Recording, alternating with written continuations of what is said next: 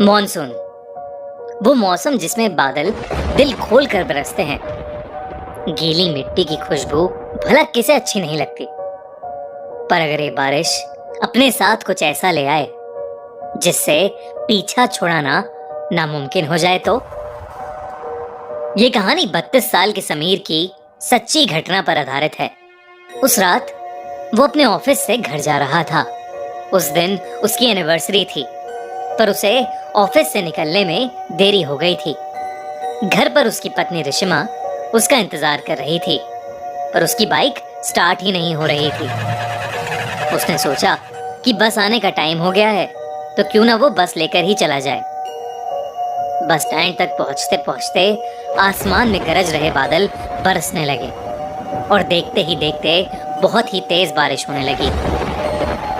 समीर अपना सूटकेस अपने सर पर रखकर बस का इंतजार करने लगा। समीर के कपड़े बुरी तरह भीग रहे थे कि तभी उसके ऊपर बारिश की बूंदें गिरना बंद हो गईं। समीर ने अपने साइड में देखा तो एक आदमी अपनी छतरी के आधे हिस्से से समीर को भीगने से बचा रहा था। समीर को ये देखकर बहुत अच्छा लगा और वो उस आदमी को देखकर मुस्कुराने लगा।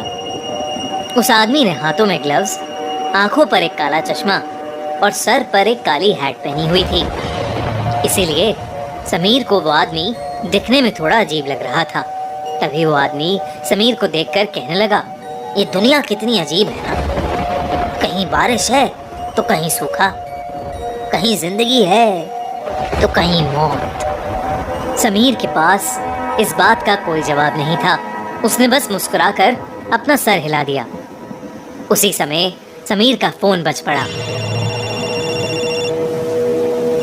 उसने पॉकेट से जैसे ही फोन निकाला, उसका फोन उसके हाथ से स्लिप होकर जमीन पर गिर गया। समीर जैसे ही जमीन से फोन उठाने के लिए झुका, उसे कुछ ऐसा दिखा जिससे उसकी रूह ही कांप गई। उसके साथ में खड़े आदमी की टांगे ही नहीं थीं और ना ही उस आदमी के जूते के अंदर पैर थे। मानो वो आदमी हवा में झूल रहा था। समीर के चेहरे का रंग बदलने लगा, पर उसने चुपचाप अपना फोन उठाया और उसके पैरों के बारे में सोचने लगा। समीर ने उस आदमी से दूर जाने का सोचा, लेकिन जैसे ही उसने अपनी नजरें घुमाई तो उसे दिखा कि अब पूरा बस स्टैंड खाली था।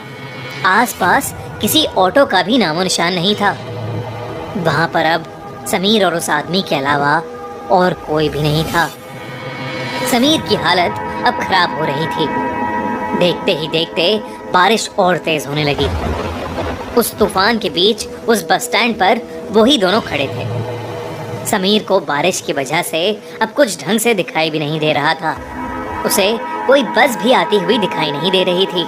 समीर ने अपनी वाइफ रिशिमा को मैसेज किया और उसे अपनी सिचुएशन बताते हुए जल्दी से आने के लिए कहा। ये मैसेज लिखते ही समीर को उस आदमी की आवाज़ आई, रिशिमा को यहाँ बुलाना ठीक नहीं होगा समीर। ये सुनते ही समीर के पैरों तले जमीन खिसक गई। वो उस छतरी के नीचे से निकलकर रोड की दूसरी तरफ भागने लगा। बिना पीछे मुड़े समीर तब तक भागता रहा जब तक उसे वो आदमी दिखना बंद नहीं हो गया। भागते भागते समीर बहुत ज्यादा थक गया था। समीर रोड के साइड पर लगे एक बेंच पर बैठ गया। उसने अपनी तेज चल रही सांसों को नॉर्मल किया, पर तभी एकदम से उसके सर पर पड़ रही बरसात फिर से बंद हो गई। समीर ने सहमी नजर से अपने साइड में देखा तो उसके साइड में फिर वही आदमी छतरी लिए बैठा था। ये देखकर समीर की चीख निकल गई और वो तुरंत उस बेंच से उठकर फिर से रोड की तरफ भागा। रोड पर बारिश की वजह से अब धुंध भी आने लगी थी। आसमान में कड़कती बिजली की आवाज समीर की चीखों को दबा रही थी। थोड़ी दूर आकर समीर फिर से रुक गया। वो बार बार पीछे मुड़कर देख रहा था। हाफते हाफते जब उसने सामने देखा तो बहुत जोर से बिजली कड़की और उस बिजली की चमकती रोशनी में उसे वही आदमी रोड के बीचों बीच खड़ा दिखाई दिया। इस बार सिर्फ उसका आधा शरीर हवा में तैर रहा था। वो समीर को देखकर मुस्कुराया और उसने अपना चश्मा उतार दिया। उस आदमी की आंखें पूरी तरह से काली पड़ी थीं और उसमें से खून बह रहा था। तभी समीर को पीछे से एक बस के हॉर्न की आवाज आई। समीर ने पीछे मुड़कर देखा तो पीछे से एक बस आ रही थी। अचानक ही बहुत सारे लोगों की भीड़ भी उस बस की तरफ आने लगी। समीर को अपनी जान बचाने का और कोई रास्ता नहीं दिख रहा था। वो दौड़कर उस बस के पास पहुंचा। जैसे ही वो बस उस स्टैंड पर आई, सभी लोग धक्का मुक्की करके उस बस में घुसने की कोशिश करने लगे। उसी धक्का मुक्की में समीर उस भीड़ के बीच गिर गया। उसके पूरे शरीर पर लोगों के पैर लग रहे थे और समीर कुछ भी नहीं कर पा रहा था। बस के ड्राइवर ने भीड़ को हटाने के लिए बस को थोड़ा आगे बढ़ा दिया और समीर का आधा शरीर उस बस के नीचे कुचल गया। तड़पता हुआ समीर वहीं होश खो बैठा। तभी रिश्मा ऑटो से समीर की बताई हुई लोकेशन पर पहुंच गई। उसने समीर को रोड के बीच खून से लथपथ पड़ा देखा। उसके आसपास कोई भी नहीं था। रिश्मा समीर को जल्दी से हॉस्पिटल ले गई। समीर की जान तो बच गई, पर समीर ने अपने पैर हमेशा हमेशा के लिए खो दिए थे। वो अब फिर कभी भी चल नहीं सकता था। जब समीर ने अपने साथ हुई घटना बताई तो कोई भी समीर की बताई हुई बातों पर यकीन नहीं कर रहा था।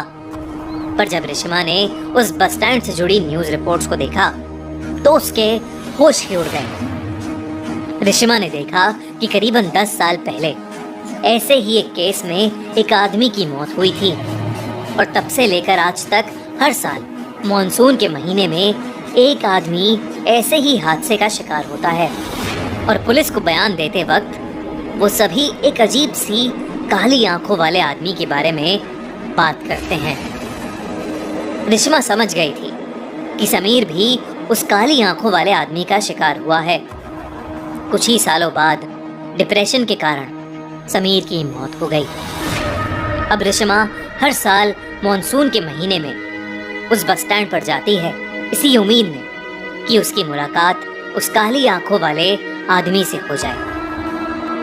रिश्मा को हमेशा लगता है शायद वो काली आंखों वाला आदमी भी ऐसे ही किसी भीड़ के नीचे आकर मर गया होगा और अब वो सबसे अपना बदला ले रहा हो। रिश्मा उससे ये पूछना चाहती थी कि वो ये सब क्यों कर रहा है, पर रिश्मा को वो आदमी आज तक कभी नहीं मिला और शायद कभी मिलेगा भी नहीं। पर आपको क्या लगता है, कौन था वो आदमी और उसने समीर को ही क्यों चुना?